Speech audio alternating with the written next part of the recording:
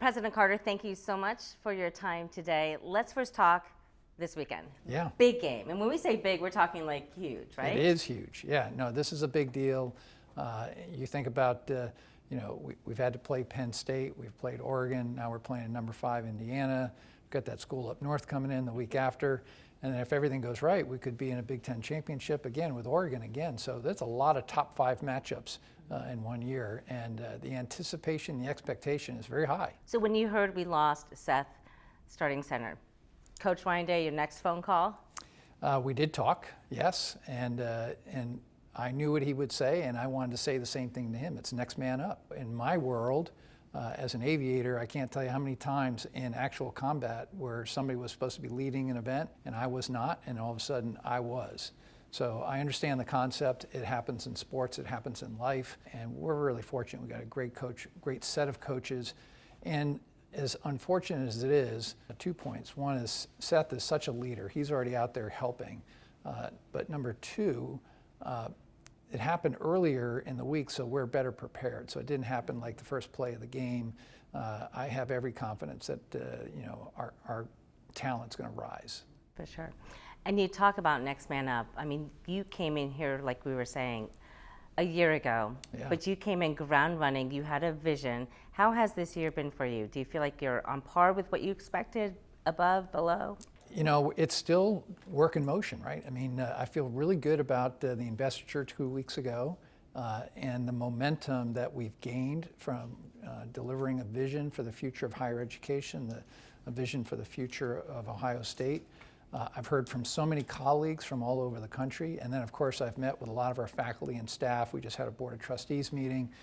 We've got this unique moment of alignment where everybody agrees that the outcomes that we're going after, the themes that we've identified, the strategic framework that we've organized, and now as we fill it out with the details, ready to hit the ground running with an action plan on July 1st of 2025 that'll take us out over the next 10 years.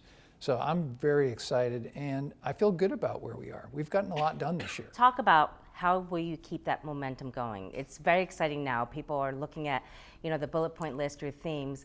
How will you keep that going starting in July and forward? Well, everybody has part of the plan, and the approach I made to this plan was to be collaborative. In other words, this wasn't the Ted Carter plan.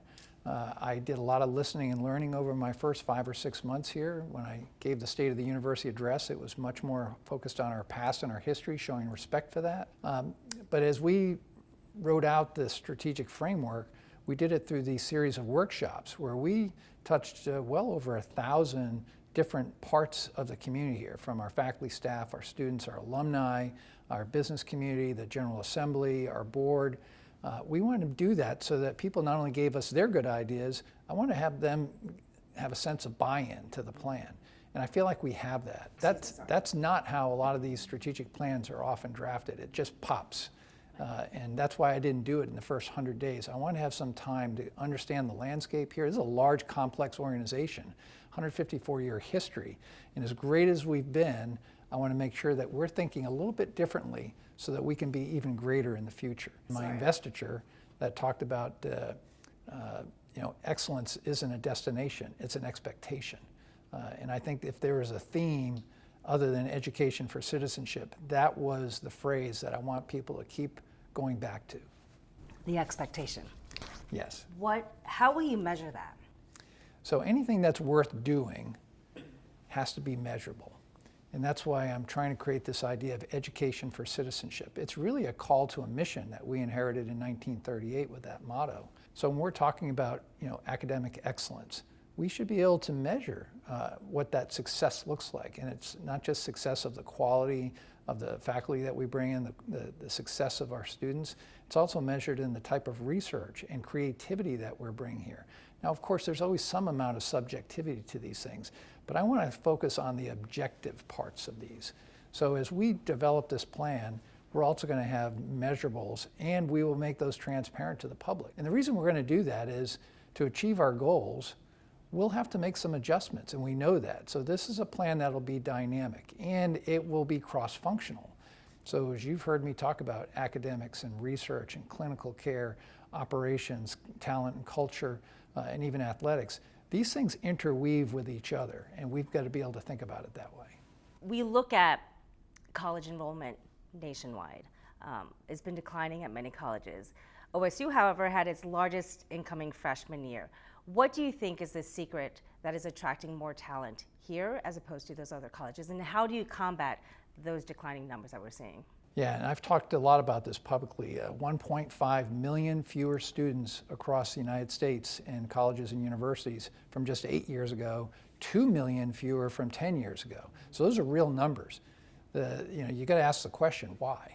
And part of it is the cost of education has gone up extensively, particularly in the private universities, the return on investment, and then there's even some discussion about whether we're doing the right things by educating our students and what do they get for it. So I think for us, we got to look beyond the graduation rates, which are very good here, 88% on 6 years, 72.5% over 4 year. What do they do after they finish with us? Are we giving them the right opportunity to look at internships and the job market here, which is growing? I mean, what a great place to go to work and live in Central Ohio. And you're right. I mean, we took in 80,000 applications for that incoming freshman class of 9,530, largest in 154-year history. We won't probably sustain that level of incoming freshman class every year. We've got limitations on where we put everybody, faculty to student ratio, dorms, lab spaces. So there's a reality check to that number. We were able to grow that class because we slightly underperformed in years prior and we graduated more. So I'm excited about that, but when you ask the question, what is it about Ohio State that makes students want to come here? And I would tell you it's the experience. It's everything that they get to do here. I just gave you one great example. We have 1,400 clubs and activities here. There is almost nothing that you can find of interest to yourself as a student that you can't be involved in. Of course, 36 Division I sports, that doesn't cover the multitude of club sports that we have, intramural sports. So we've got something for everybody. And then, of course, just the mystique of being on the Oval, to be in the shoe on a Saturday college game day. The whole experience of being here is why students from all over the country and from the state of Ohio want to be here. You talk about sports.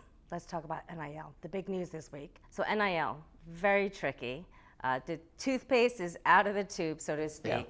Yeah. What is your take on the fact that a lot of people are worried about the cost and the trickle down to students who will have to support this NIL plan?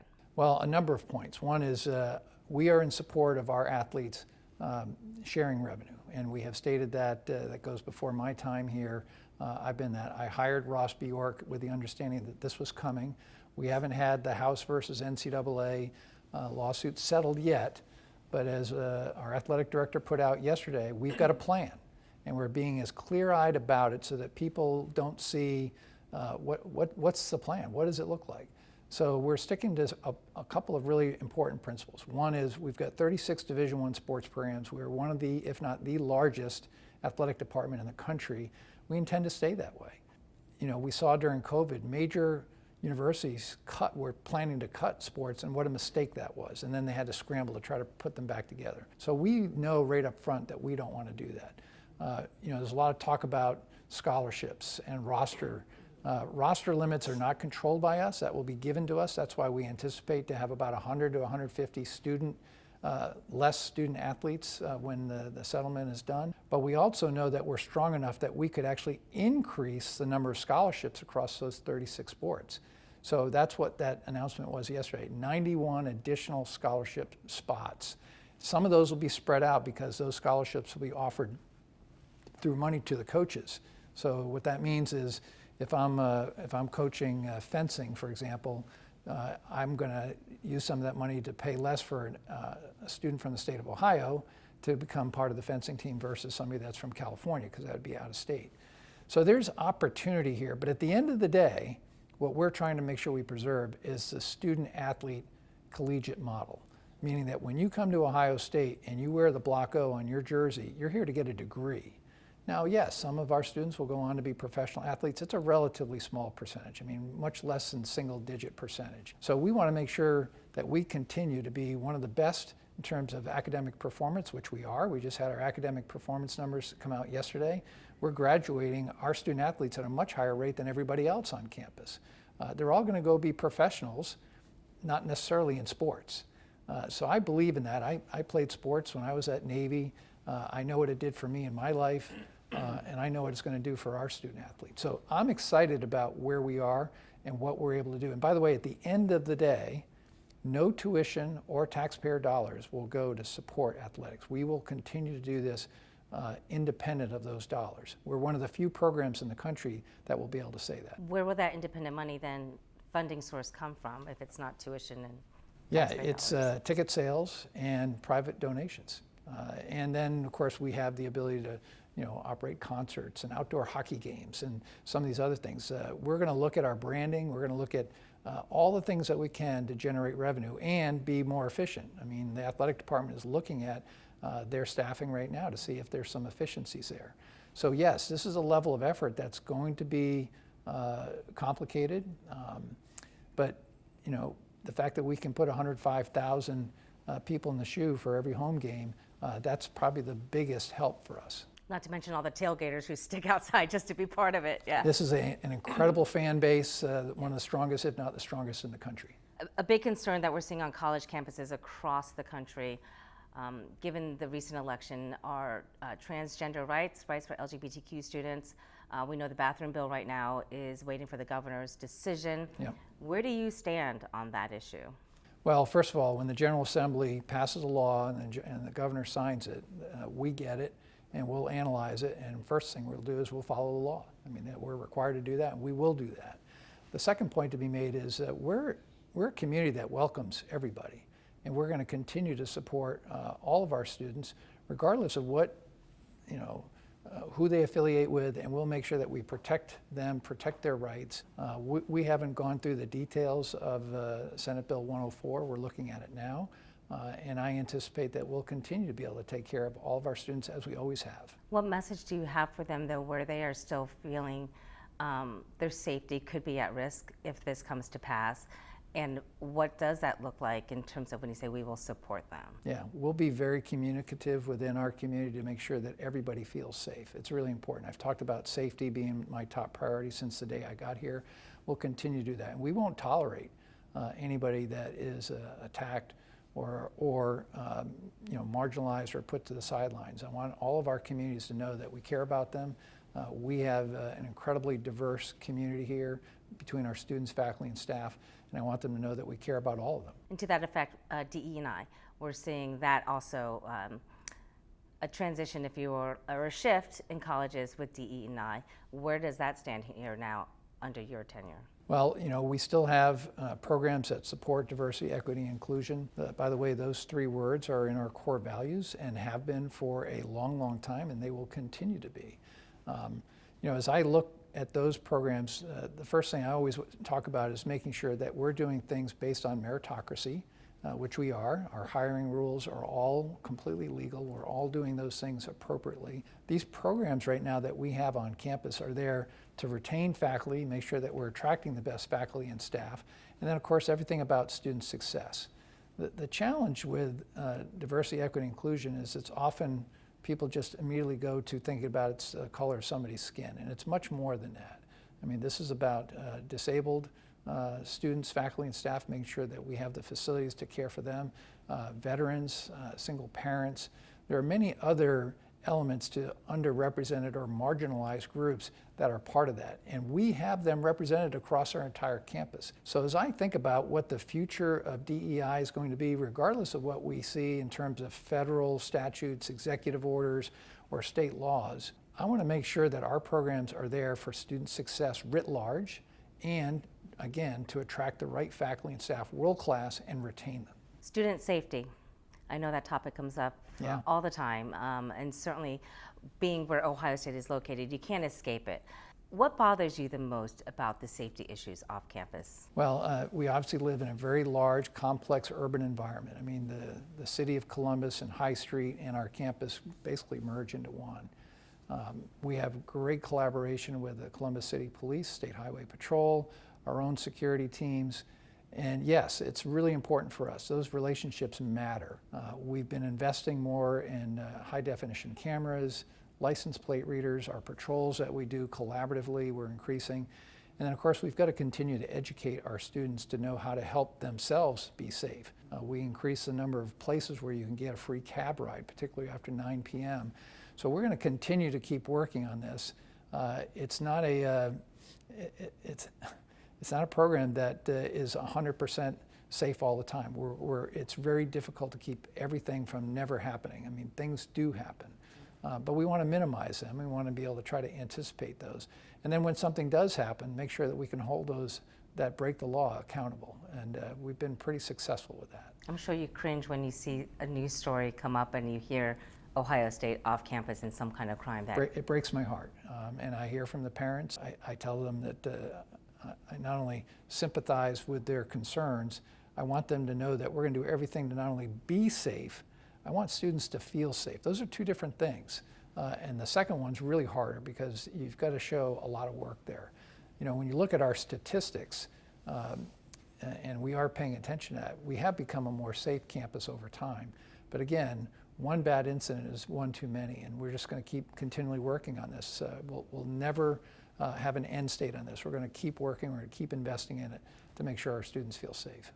Speaking of money, Chris Devine told the trustees, I think this week, that the projected revenues exceed what was expected by more than $63 million. Where does that money go?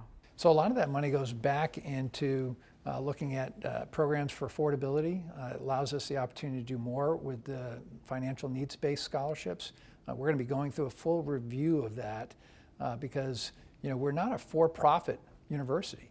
So when we have something that's positive on the ledger sheet, we just don't necessarily bank that money. We want to put that back and invest in the things that are important. So I'm happy that we did that, and that's mostly because we had a higher number of incoming students come in. But we want to make sure we're reinvesting that money in the things that matter. So we have a Boomtown series on 10 TV. We look at the growth. Have you seen it? Yes, I have. Great. Glad to hear. We look at growth and how it really affects all of us, from housing, transportation, you name it. And you talked about a lot of those issues. Where do you see Ohio State fitting as this region booms, and how you're preparing our students if they want to go into the Silicon Heartland, or if they don't? Where is Ohio State's place in this boom? Well, we are a community partner, and where I place myself physically, recognizing that we are a boom town. I mean, I think we're going to grow somewhere between 750,000 and 1 million new people in population by the year 2050. And if you think about this Education for Citizenship 2035, the next 10 years, we better be prepared for that growth that's happening over that period of time. So when I think of Ohio State, for us, there's growth coming, but growth with a purpose. In other words, as the population grows, we know we're going to need more nurses, more doctors, more veterinarians. We're going to need people that are smarter in the tech world, people that have that go into the workforce that have knowledge of artificial intelligence and what it means to have generative AI versus ChatGPT and quantum computing. We're going to have to make sure that we're educating for the right job market that we have to anticipate. But we also know that we're going to have to do things like have improved and a larger capacity for clinical care. So we're going to be opening up a new tower in early 2026 so that we'll be able to sustain taking care of about 1 in 4 Central Ohioans for clinical care going into the next 4 or 5 years. And then we may have to even anticipate, if that growth really comes to reality, how are we going to be prepared to take care of that clinical care for that growing population? So there's a lot to think about there. And we're already 1,300 buildings across 6 different campuses in Ohio. We're going to have to be smart about our physical plant as well. And you talk about Boomtown. Ohio State is its own mini Boomtown, where you have a $3 billion project.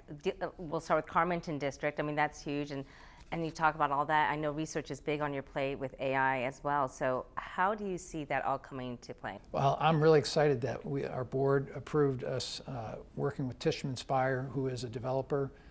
We're going to start thinking about how we're going to develop that roughly 350-acre campus to become the research triangle for the country. It'll first start with making sure that the 2 buildings that we have that are completely full, working on building facilities to live, to work, to eat, That's the first order of business, and then we'll look at how that will develop. But it's more than just bringing in research dollars. It's bringing in the type of research that's going to benefit Ohioans. We're an agricultural state. We're in all 88 counties with extension. How does that play in with what we might build out there? So we want to make sure that we're not just thinking about medicine, how do we live in a cancer-free world, in the next 10 years, how we're also going to be able to feed 10 billion people worldwide by the year 2050, and a lot of that's happening right here in the state of Ohio. This is one of the most diverse agricultural states in the country, and I can say that coming from Nebraska, which mostly focused on cattle and corn. We got so much more here, where 1 in 7 people in the state of Ohio are in that space. So it's all interconnected. It's all going to be for not only the benefit of our nation, but particularly because of our land grant mission for the benefit of Ohioans. You have a full plate. We do. Go Bucks. Go Bucks. Thank you, sir. Appreciate Thanks, it. Angela. Well, great.